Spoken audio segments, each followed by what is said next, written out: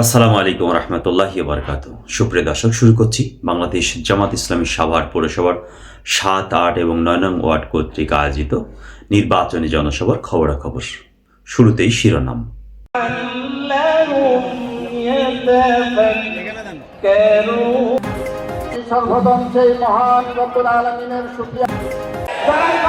ক্ষমতা এসেছে, তারা এই বাংলাদেশকে লুটে পুটে আমাদেরকে দমিয়ে রাখা হয়েছে।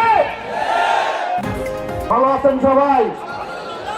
এই জমি গাড়িপাল্লার জোয়ারকে আমরা প্রতিটা ঘরে ঘরে গিয়ে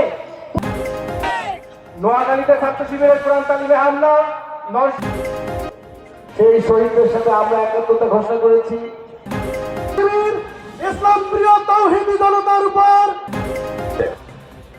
জামাত ইসলামী যদি ঢাকা 19 শাসনে আপনাদের দোয়ায় এই দেশের মানুষ আর কোন ধীরে ধীরে গড়ে উঠেছে এই সমস্যা দূর করার জন্য। এতক্ষণ শিরোনাম দেখছিলেন, এখন বিস্তারিত। জনসভাটি বিকেল ৩টা থেকে শুরু হয়ে আসর পর্যন্ত জেলা এবং পৌর নেতৃবৃন্দ বক্তব্য রাখেন।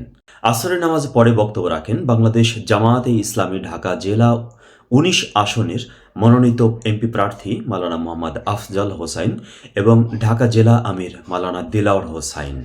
ঢাকা 19 আসনে আপনাদের দোয়ায় আল্লাহর সহযোগিতায় বিজয়ী হতে পারি।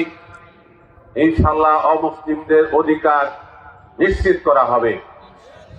তাদের ভোটের অধিকার, তাদের ব্যবসার অধিকার, তাদের চলাফেরার অধিকার, তাদের ধর্মীয় অধিকার সব কিছুকে নিশ্চিত করা হবে ইনশাআল্লাহ।